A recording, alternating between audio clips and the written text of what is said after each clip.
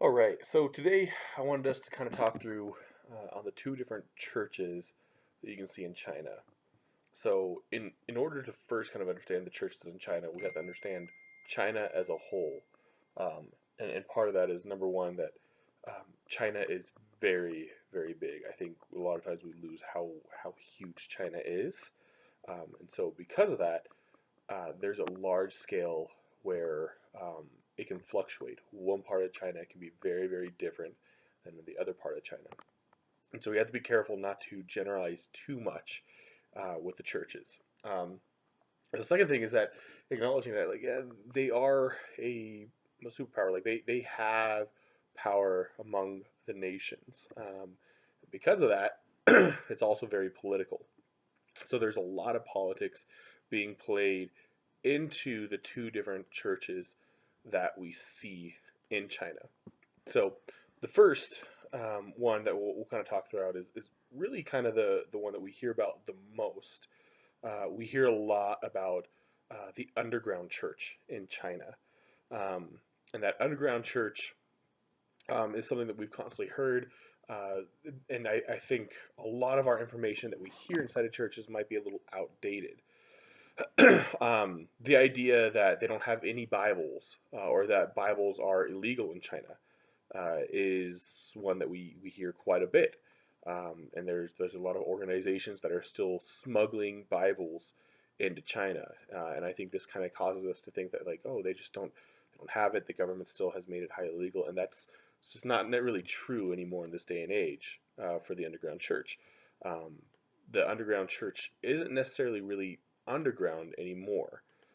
There's parts in China where churches are out and worshiping in broad daylight. They're not even having to hide. They're not really in this underground movement anymore. And I think that's what we need to see is that the China, when it opened up its borders, had really kind of opened up a lot of different options for its population. So I also see the the idea of the underground church that is being heavily persecuted, and in some areas it is. Some areas it is definitely still being persecuted. Some areas it is still being.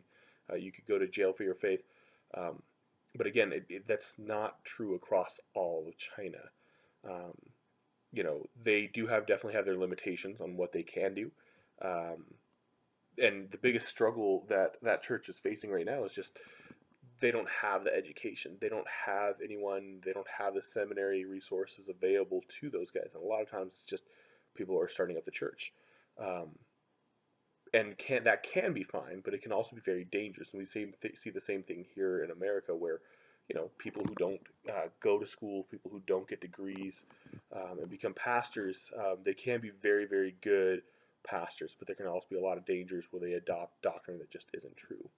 Um, and part of that could be also just the lack of resources that are Christian that is in China. Like, it's not something that's very wide. There's only a certain amount of Bibles that are published, and so there is a need to get more Bibles in there. But I think a lot of our general understanding of the underground church in China is that it's it's not really underground anymore. You know, um, the other side is the government church. Um, the government church, the official church, is also what it's kind of known as. Is that the government has stepped in and has put down certain boundaries that has said, like, hey, you guys follow these boundaries, and you can be a church. You can follow this church. You guys can, hold worship practices, and they'll get support, and they actually have schooling, and they actually have some of the education in the seminaries, and the theology and such. One of the biggest lashbacks this gets is that it may be watered down.